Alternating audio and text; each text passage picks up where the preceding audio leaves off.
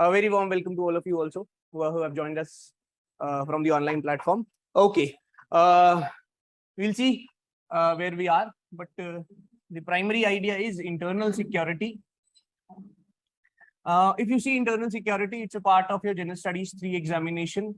Largely somewhere around 4 questions you can expect from internal security. 2 10 markers and 2 15 markers largely have been coming in the last 5 years. And if you see the cost benefit, if you do the cost benefit analysis of the entire module also, so calling it module in the sense that yes, you have the Indian economy of General Studies 3, then you have the science and technology, then you have disaster management, then you have internal security. Highly, I would say, it's a high yielding topic. It's a high yielding module. Why? Because putting in lesser number of hours, you can actually gain a lot out of this, because of simply the reason that they're asking a lot of questions when it comes to internal security. Has anybody gone through the questions, the kind of questions which they are asking in internal security? Are you aware about what internal security is?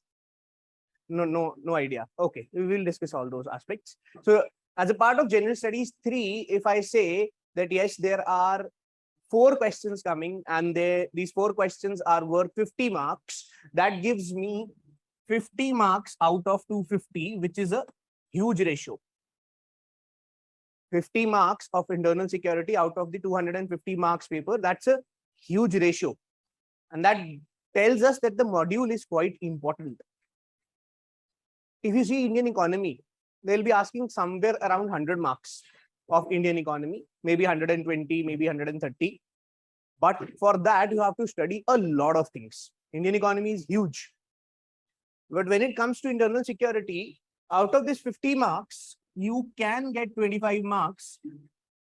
You can get 25 marks average. If you're able to secure 25 marks, I would say that's a very good score. Fine. If you're able to score 30 marks, great. But getting 25 marks, it's a piece of cake, 25 marks. Why? Because it won't take much of your time. It does not require in-depth analysis. But yes, it requires knowing at your end some aspects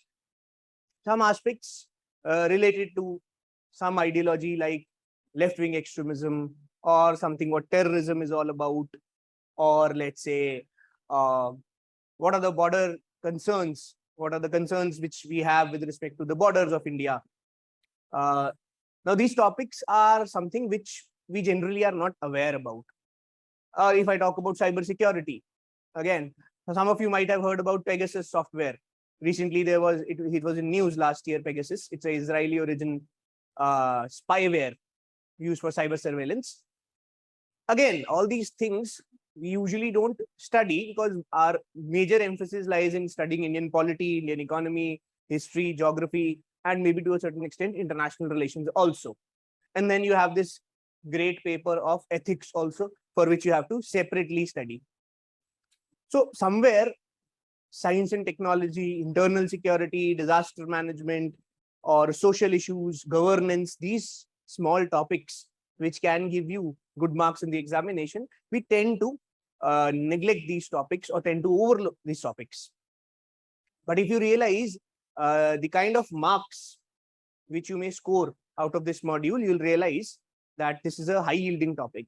And why high yielding also? Because in a lesser amount of time, you can actually get to know about these topics, and then they are relatively easy when compared to the other topics. So with that perspective, you have to see the entire internal security module. Fine. Why do you have that look on your face? Are you able to comprehend? Okay, perfect. So internal security, why not external security? Why internal security? Why external security? Why not external security? We need to deal within India, within the domestic borders, not outside. Fine. Whenever we talk about security, traditionally we have understood security as maintaining the territorial integrity and unity of India. Preamble, read. What is integrity? Preamble says, it talks about territorial integrity. Something on these lines. Some of you might have heard about this preamble, territorial integrity. If I forget about this, if I only talk about integrity. What is integrity? How do you define integrity? How do you define integrity? Consistency with honesty. Good. Close. Consistency with honesty. Okay. If I say integrity is wholesomeness of character, how does second ARC defines integrity? Go and see the ethics in governance, second ARC. Read at least 10 pages of that. Don't go into the details of that. Integrity. It's about wholesomeness of character. Doing the right thing for the right reasons at all times. That is essentially integrity. But here we are saying integrity in the sense of wholesomeness. Wholesomeness isn't the territorial integrity. The integrity associated with this territory, which you know as India. The integrity associated with this. If you see, whenever we talk about integrity, we talk about two aspects of integrity from the perspective of a nation. Territorial integrity or psychological integrity. Now, territorial integrity, you understand that, okay, it's about ensuring maintaining the borders, fine, maintaining the borders, perfect. If I talk about psychological integrity, integrity among people, very good. Basically, trying to overcome the differences of language, race, caste, religion. Heard about casteism, communalism, linguism. All these things are a threat to my integrity, but the psychological element of integrity. That is essentially how we define integrity with respect to nation. Now, I am interested in both these aspects as a part of my internal security, because anybody threatening my borders is a challenge to my integrity. And within the country, if you have conflicts, if you have communal riots, if you have polarization in the society, then also it's a threat to my integrity. My internal security says that I have to protect the integrity of country, whether it is territorial, whether it is psychological. This is how I understand security, first of all. Okay. And I'm only talking about the internal aspect. I'm not going into the external aspect. When I say external aspect, I simply mean to say that all those threats which will come from outside into my country in the form of external aggression or something which will come into my country via an external actor. Now, this external actor further can be state actor or non-state actor, but it is primarily associated with aggression on your territory. Something on the lines which you find nowadays in the Galwan Valley or Ukraine. Very good. Fine. In both these cases, those are dimensions of external security. We are not going into the details of that. Or if I have to even tell you how we will differentiate between external and internal security, external security is primarily the mandate of armed forces.